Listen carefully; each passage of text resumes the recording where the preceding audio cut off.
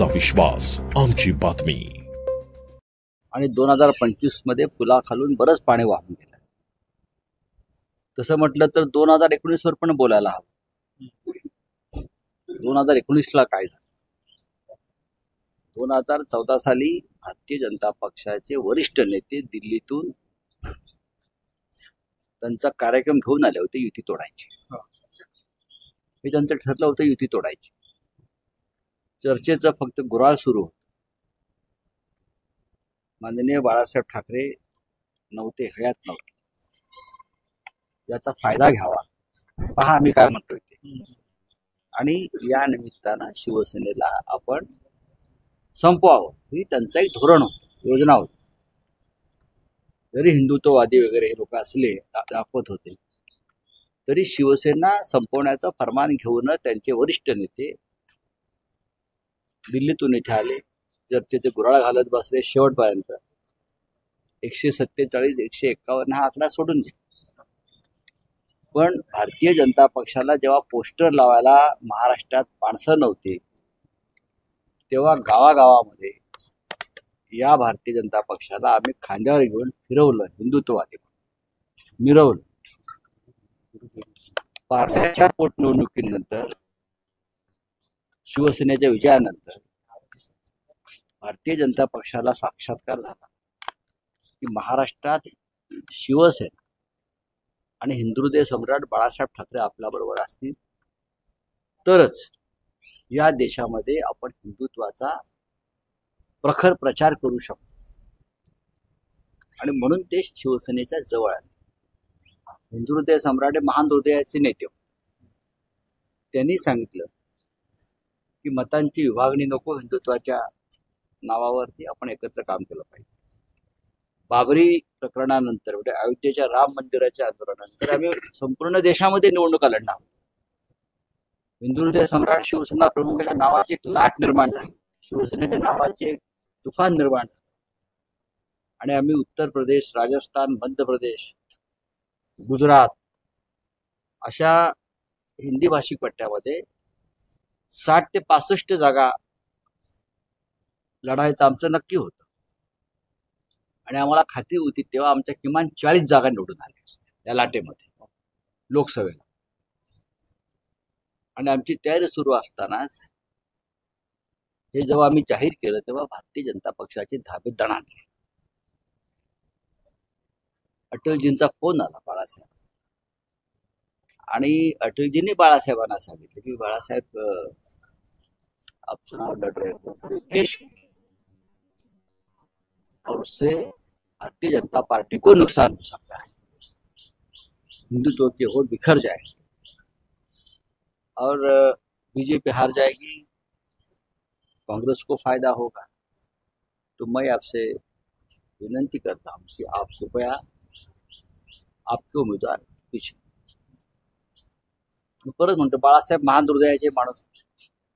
त्यांनी परत आम्हाला सांगितलं की आपण निवडणुका ज्या राज्याबाहेर लढतो उमेदवार मागे घ्या.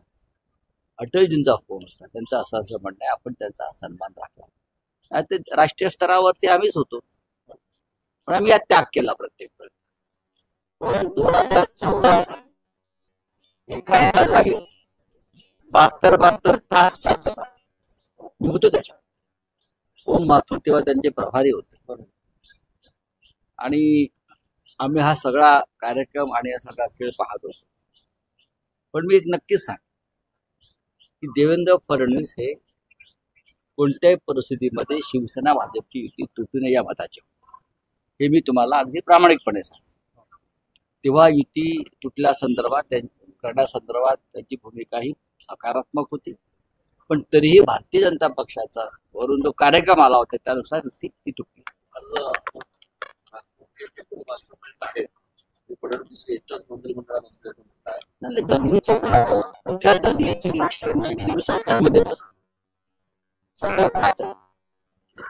तुम्ही जेव्हा देशद्रोहाचे गुन्हे दाखल करताय आणि काही लोकांवरच्या घरांवरती बुलडोजर फिरवताय, त्याने भडकाऊ वक्तव्य केली किंवा त्यांच्यावर दंगल भडकली, पण दंगलीची ठिणगी ज्यांनी टाकली ती तुमच्या मंत्रिमंडळामध्ये आहेत.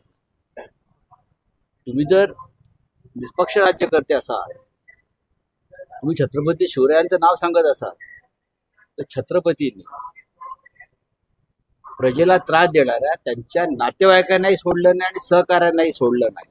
उगा शिवाजी महाराजांचं नाव घेऊ नका. तुम्ही तुमच्याच मंत्रिमंडळातले लोक आहेत जे कायदा सुव्यवस्थेला आव्हान देत आहेत. कायदा सुव्यवस्थेला आव्हान म्हणजे गृहमंत्र्यांना आव्हान. हे देवेंद्र फडणवीस यांनी समजून घेतलं पाहिजे. नुसतं चिखल उडवायच्या विरोधकांवरती आणि छाछोगिरी करायची. आय रिपीट, छाछोगिरी, बरं का, त्याला राज्य करणं म्हणत नाही. ठीक आहे, आज तुमच्याकडे सत्ता आहे, बहुमत फार चंचल असतं.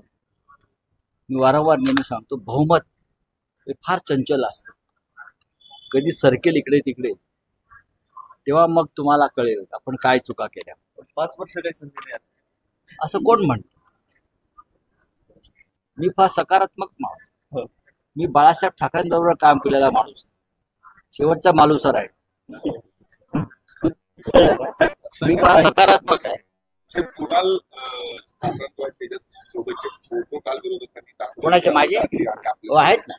मी काय नाकारतो? आपल्याच महाविकास आघाडीच्या नेत्यांच्या जवळी त्यांचा आहे असंही आरोप. मग त्यांच्या लोकांचे फोटो काढणं दाखवले. कुणाल कामरा हा अनेक वर्ष, त्याच्याने अनेक वर्ष, आता कुठे?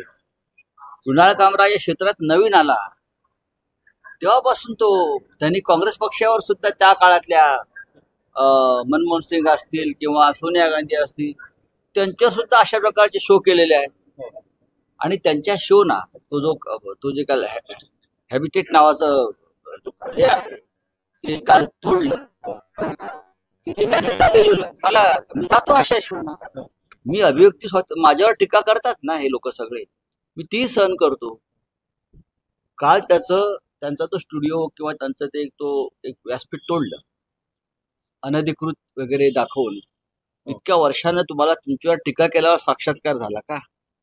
की ती जी वास्तू आहे त्याच्यामध्ये काही बेकायदेशीर काम केलंय हे तुम्हाला काल समजलं? तरुण कलाकारांचे एक व्यासपीठ तुम्ही तोडले. लक्षात घ्या, तुम्ही कुणाल कामरावरती कायदेशीर कारवाई करू शकत होता, काहीच हरकत नव्हती करायला. पण यालाच औरंगजेबाची वृत्ती म्हणतात. औरंगजेबानं मंदिरं तोडली, तुम्ही लोकशाहीचं मंदिर तोडले काल. आणि जर तुम्हाला तोडायचे असतील तर बुलडोझर मलबारीला फिरवा. सर्व मंत्र्यांच्या बंगल्यामध्ये 100% बेकायदेशीर कामं, एक्सटेन्शनची कामं झालेली आहेत. आणि महापालिकेच्या परवानग्या न घेता अगदी वर्षा बंगल्यापासून महापालिकेने निरीक्षण करावं. हा, सगळे सरकारी अधिकारी असतील, मंत्री असतील, प्रत्येकाच्या घरात मागे पुढे आतमध्ये हे त्या स्टुडिओ प्रमाणे त्यांच्यापेक्षा मोठी कामं अनधिकृतपणे झालेली आहेत. कायद्याचं तुम्ही पालन करणारे लोक आहात ना, मग कायदा सगळ्यांसाठी सारखा ठेवा. कुणाल कामरा म्हटलेला आहे की मी काही चुकीचं केलेलं नाहीये, त्यामुळे मी माफी मागणार नाही. त्यांनी काहीच चुकीचं केलेलं नाही. रिक्षावाल्याला रिक्षावाला म्हणणं, गद्दाराला गद्दार म्हणणं, चोराला चोर म्हणणं, लफंग्याला लफंगा म्हणणं, हा काय देशद्रोह असतो का? असो का? नाही ना. आपण औरंगजेबाला तेच म्हणतो ना. आपण छत्रपती शिवाजी महाराजांबरोबर ज्यांनी बेईमानी केली त्यांना आपण बेईमानच म्हणतो ना. काय नवीन तुम्ही शब्दकोश निर्माण केला असेल महाराष्ट्रात या लोकांनी, तर तो नवीन शब्दकोश समोर आणावा. शब्द रत्नाकर नवीन त्यांनी निर्माण केला असेल तर तो शब्द रत्नाकर प्रसिद्ध करावा. त्यांनी करावा ना, आम्ही तो स्वीकारू. रायगडावरची वाघ्याचा आम्ही संविधान बघा, मी त्याला ओळखतो. अशा अनेक लोक आहेत, लढणारे लोक आहेत, चुकणार नाही. माझंही तेच म्हणणं आहे, कायदेशीर कारवाई केली पाहिजे. जर कुणाल कामरा हा चुकलाय, त्यांनी काहीतरी वेगळी भूमिका मांडली आहे जी कायद्याच्या चौकटीत बसत नाही, त्याच्यावर तुम्ही कायद्यानं कारवाई करा, त्याला अटक करा. तुम्ही त्याला अटकही करू शकता, तो कायदेशीर लढाईल. तुम्ही गुंडगिरी करताय, करा ना मग गुंडगिरी. मी म्हटलं ना, बहुमत फार चंचल असत, फार चंचल असत. रायगडावरचा वाघ्या पुत्र जो होता इतिहासामध्ये त्याची नोंदच नाहीये असं. इतिहासामध्ये नोंद असलेल्या अनेक गोष्टी आपण इतिहास म्हणून स्वीकारलेल्या आहेत. हो. कारण त्या छत्रपती शिवाजी महाराजांशी संबंधित प्रेरणादायी गोष्टी आहेत. चला.